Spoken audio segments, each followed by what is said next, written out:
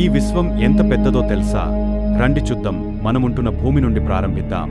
మన భూమి యొక్క వ్యాసం 12,742 కిలోమీటర్లు. ఎంత పెద్దదో అనిపిస్తుంది కదా?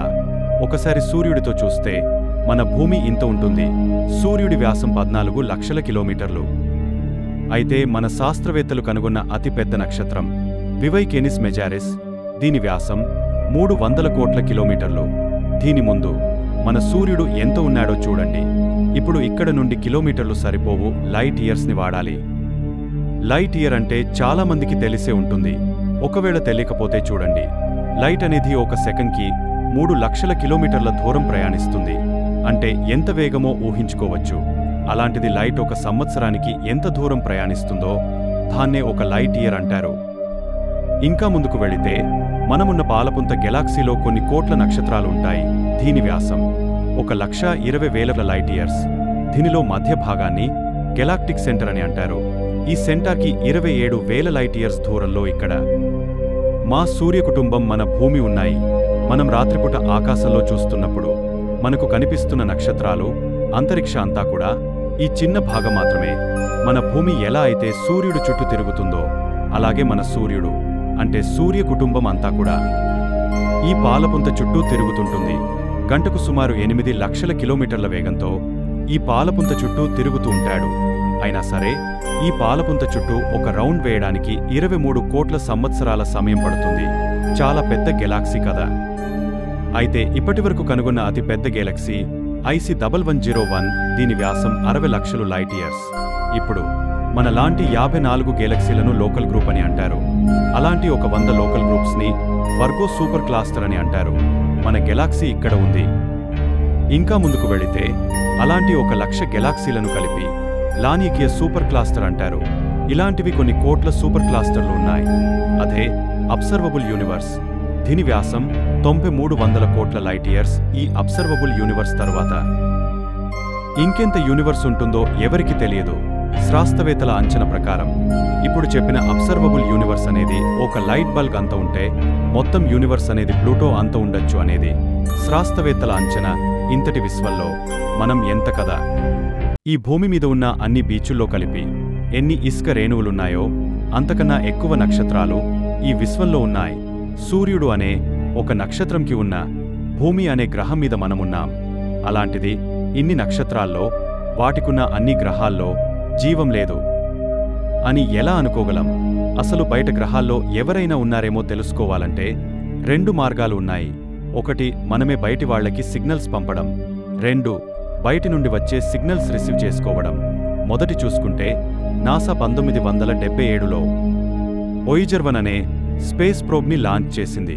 దీని ద్వారా బయట గ్రహాల్లో ఎవరైనా ఏలియన్స్ ఉన్నట్లయితే వాళ్లకి మన గురించి తెలియాలి అనే ఉద్దేశంతో ఒక మెసేజ్ని పంపింది.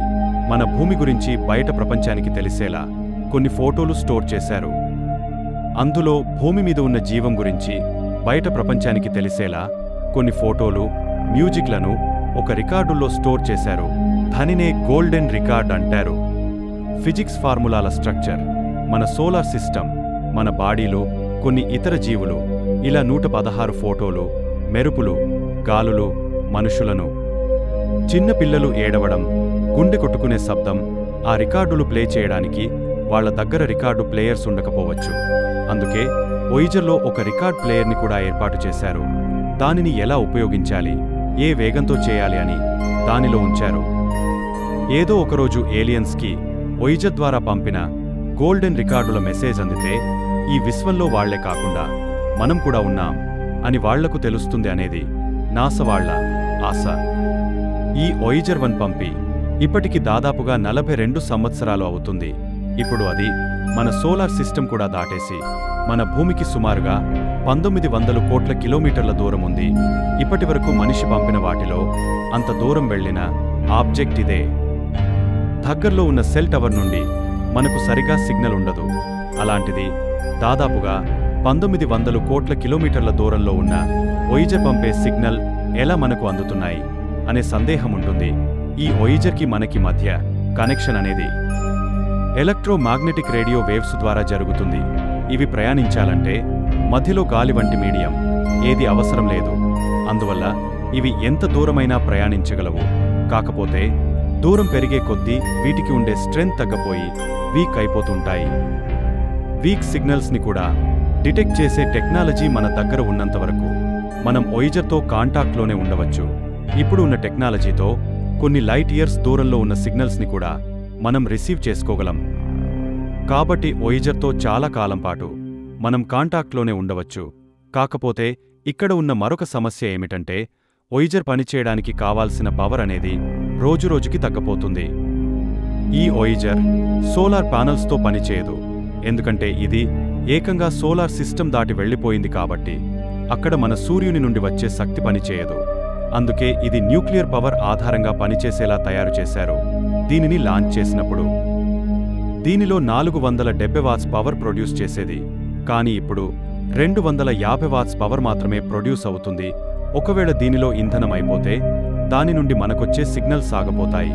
అందుకే ఇది మరింత ఎక్కువ కాలం పని చేయాలని ఉద్దేశంతో దానిలో ఇంధనం సేవ్ చేయడం కోసమని వోయేజర్లో ఉండే థియేటర్లను, కెమెరాలను నాసా షట్డౌన్ చేసింది. అయినా గాని దాదాపుగా మరొక 8 సంవత్సరాలలో వోయేజర్లో ఉండే పవర్ అనేది పూర్తిగా అయిపోతుంది. ఆ పవర్ అయిపోయిన తర్వాత దాని నుండి మనకు పూర్తిగా సంబంధాలు తెగపోయి ఆ వోయేజర్ అనంత విశ్వంలో అలా ప్రయాణిస్తూ వెళ్ళిపోతుంది. తరువాత దానితో మనకి ఎటువంటి సంబంధం ఉండదు. ఇప్పుడు గంటకి 62,000 కిలోమీటర్ వేగంతో ప్రయాణిస్తూ ఏకంగా మన సూర్య కుటుంబాన్ని దాటి వెళ్ళిపోయింది. అది ఇంత వేగంగా ప్రయాణిస్తున్న కూడా అది మనకు దగ్గరగా ఉన్న మరొక నక్షత్రానికి చేరుకోవడానికి దాదాపు 40,000 సంవత్సరాల సమయం పడుతుంది. ఈ విశ్వం ఎంత పెద్దదో కదా. అందుకే దానిలోని గోల్డెన్ రికార్డు కూడా కొన్ని 100 కోట్ల సంవత్సరాలైనా సరే పాడవకుండా ఉండేలా తయారు చేశారు. ఇది ఫ్రెండ్స్ ఈరోజు ఎపిసోడ్. రేపు మరో ఎపిసోడ్తో మీ ముందు వస్తాను. సబ్స్క్రైబ్ చేసుకొని లైక్ చేయండి.